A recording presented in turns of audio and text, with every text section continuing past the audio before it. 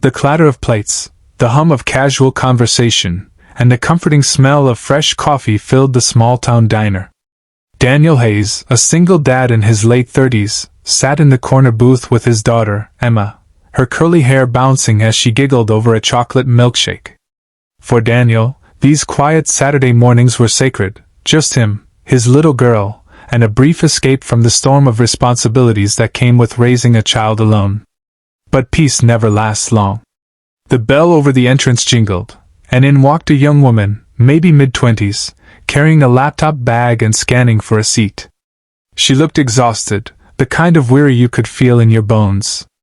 She slipped into the booth across from Daniel's and gave a polite smile when their eyes briefly met. He nodded back, thinking nothing more of it. Then two men followed her in. Rough-looking, eyes sharp, movements too calculated. They didn't order food. Instead, they headed straight for her table. "Thought you could just walk away," one of them sneered, leaning over her. The woman froze, her hands trembling around her coffee cup. The second man blocked the aisle, his body language threatening. Conversations in the diner hushed. Some people looked down at their plates, pretending not to see. Others whispered nervously. No one moved. Except Daniel. He slid out of his booth so quietly that even Emma barely noticed. His eyes locked on the men, calm but unflinching. His steps were slow, measured. And then, in a low but steady voice, he said, "She said no? You heard her." The taller of the two men turned, smirking. "Mind your business, old man." That was the last thing they should have said. In less than 15 seconds, the diner transformed into something no one expected. Daniel moved with a precision that didn't come from bar fights or gym training. It came from something far deeper. With swift, controlled force, he disarmed one attacker, twisting his arm behind his back and sending him crashing to the floor.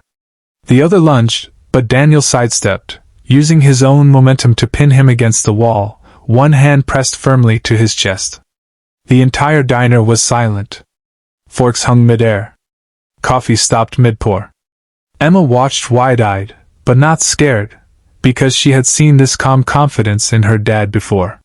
The attackers groaned, humiliated, as Daniel stepped back and let them stumble out the door, muttering threats they didn't dare fulfill. That's when someone whispered from another table, loud enough for everyone to hear. "He was Navy."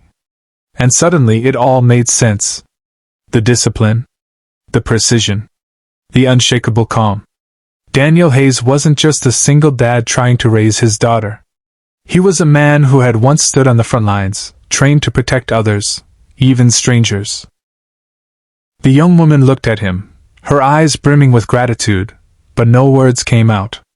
Daniel just gave her a small nod, then returned to his booth, sliding Emma's milkshake back toward her. "Everything okay, Daddy?"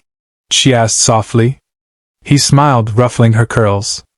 "Everything's just fine, sweetheart." The diner slowly filled with the sound of clapping, hesitant at first, then stronger, until the whole room joined in. But Daniel didn't bask in it. For him, it wasn't about applause. It was about doing what needed to be done, just like he always had.